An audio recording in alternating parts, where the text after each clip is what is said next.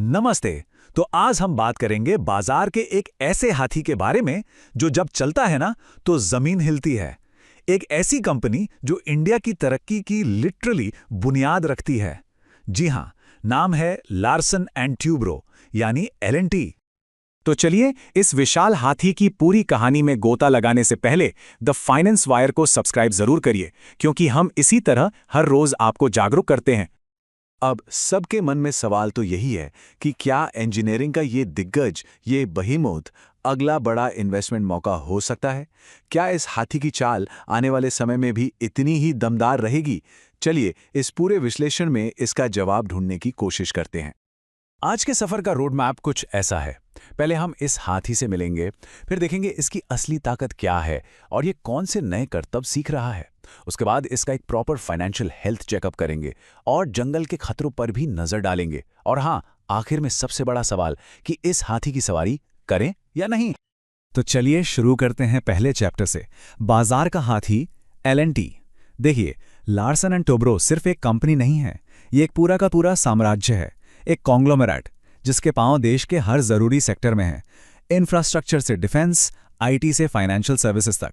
Basically आपको जो बड़े बड़े पुल, एक्सप्रेसवेज, एयरपोर्ट्स और पावर प्लांट्स दिखते हैं ना, उसके पीछे अक्सर एल&टी का हाथ होता है।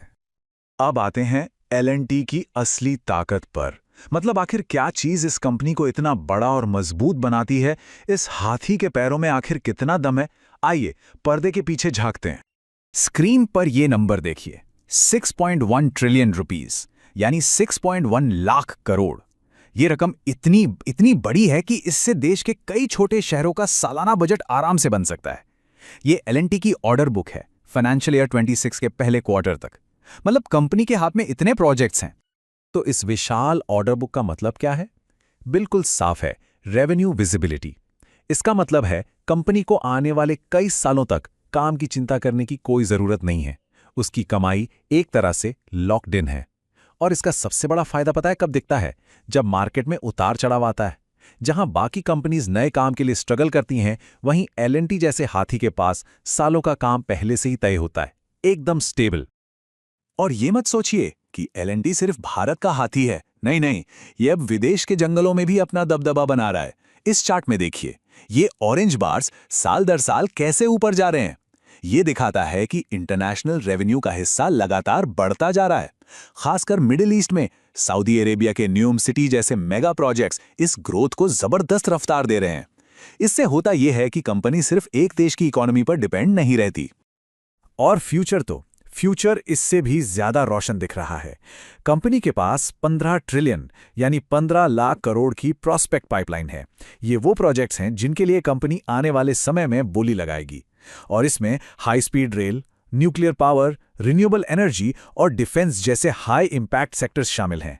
जरा सोचिए, अगर इस पाइपलाइन का सिर्फ 18 से 20% भी ऑर्डर्स में बदल जाता है तो एल&टी की ग्रोथ कहां से कहां पहुंचेगी। अब आते हैं सबसे मजेदार हिस्से पर, हाथी के नए करतब।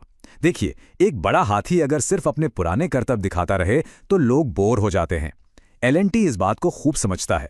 अपने लक्ष्य फॉर FY 26-31 प्लान के तहत कंपनी कुछ नए और सुपर हाई ग्रोथ बिजनेसेस में तेजी से आगे बढ़ रही है। सबसे पहले real estate. L and T Realty tier 1 शहरों में एक बड़ा नाम बन चुका है। अभी 75 million square feet area development में है। और सबसे बड़ी खबर यह है कि कंपनी फाइनेंशियल ईयर 28 की शुरुआत तक इस बिजनेस का IPO लाने की प्लानिंग कर रही है। इससे होगा वैल्यू अनलॉकिंग। इसका मतलब है कि जब ये बिजनेस अलग से लिस्ट होगा तो बाजार इसकी सही कीमत देगा, जिसका सीधा फायदा एल&टी के शेयर होल्डर्स को मिलेगा। अगला करतब है ग्रीन एनर्जी, जो भविष्य की एनर्जी है। एल&टी ग्रीन हाइड्रोजन स्पेस में एक टॉप प्लेयर बनने की पूरी तैयारी में है। अभी उनके पास 400 मेगावाट की इलेक्ट्रोलाइजर मैन्युफैक्चरिंग कैपेसिटी है, जिसे बढ़ाकर 1 गीगावाट यानी 1000 मेगावाट करने का प्लान है। ये भारत को ग्रीन एनर्जी में आत्मनिर्भर बनाने की दिशा में एक बहुत बड़ा कदम है। डिजिटल इंडिया की बढ़ती डिमांड को पूरा करने के लिए एल&टी डेटा सेंटर्स के बिजनेस में भी तेजी से एक्सपैंड कर रहा है। अब तक 32 मेगावाट कैपेसिटी चालू हो चुकी है और टारगेट है इसे 100 मेगावाट तक ले जाना। आज के डिजिटल युग में कहते हैं ना, डेटा ही नया तेल है, तो एल&टी इस तेल को स्टोर करने के लिए विशाल टैंक बना रहा है।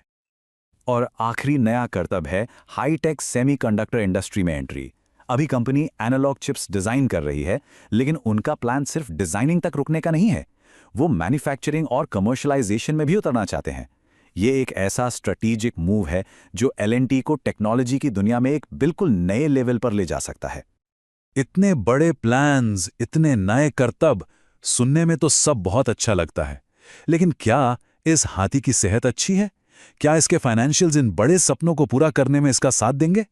चलिए अब करते हैं L&T का फाइनेंशियल हेल्थ चेक। इसके DVM यानी ड्यूरेबिलिटी, वैल्यूएशन और मोमेंटम स्कोर्स को देखते हैं। ड्यूरेबिलिटी स्कोर 70 है यानी गुड। इसका मतलब है कि कंपनी की नींव मजबूत है, बैलेंस शीट तगड़ी है। मोमेंटम स्कोर 63 है, ये भी गुड है, जो बताता है कि मार्केट में स्टॉक को लेकर जोश है। लेकिन वैल्यूएशन स्कोर 39 है, जो मीडियम है। इसका मतलब साफ है, स्टॉक ना तो बहुत सस्ता है और ना ही खतरनाक रूप से महंगा, फेयरली प्राइस्ड है। अब आगे के अनुमान देखते हैं। यहां देखा जा सकता है कि आने वाले सालों में पीई रेशियो लगातार कम होने की उम्मीद है। क्यों? क्योंकि अर्निंग्स बढ़ेंगी तो पीई सस्ता होता जाएगा, और दूसरी तरफ ROE यानी रिटर्न ऑन इक्विटी और ROCE यानी रिटर्न ऑन कैपिटल एम्प्लॉयड, दोनों में सुधार दिख रहा है। ये इस बात का साफ संकेत है कि कंपनी अपने निवेशकों के पैसे पर बेहतर रिटर्न कमा रही है और अपनी एफिशिएंसी बढ़ा रही है। यहां एक छोटा सा ब्रेक। इतने सारे नंबर्स और डिटेल्स के बीच जरूरी है कि सब अपडेटेड रहें। हमारी कम्युनिटी पोस्ट में जरूर हिस्सा लीजिए, वहां हम जानकारी और भी तेजी से पहुंचा सकते हैं।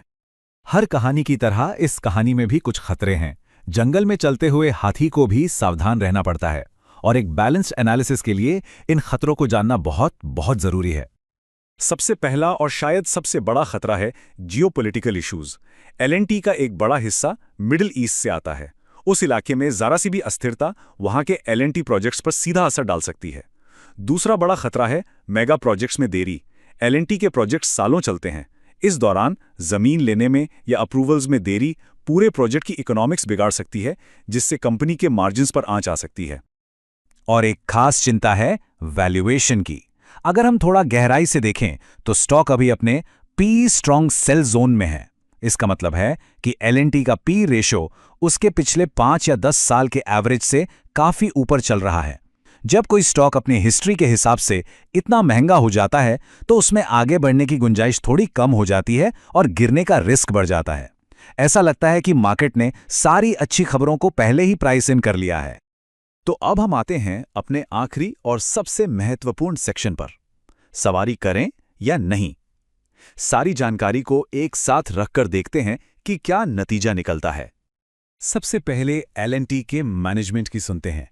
वो साफ तौर पर कह रहे हैं कि उनका फोकस लक्ष्य प्लान के अगले फेस पर है।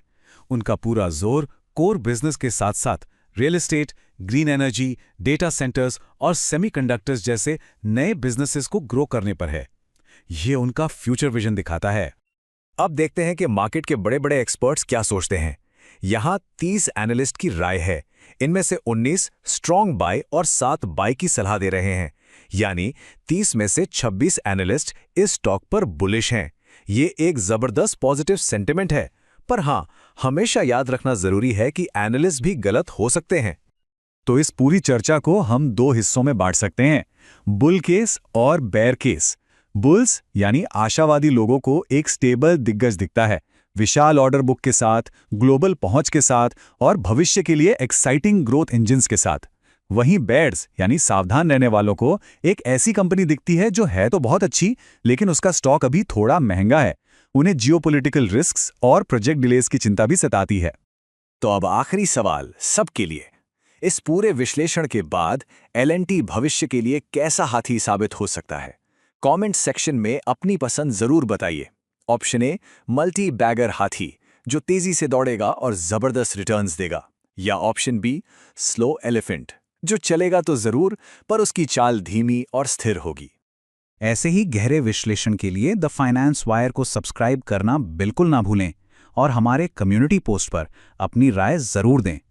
नमस्ते।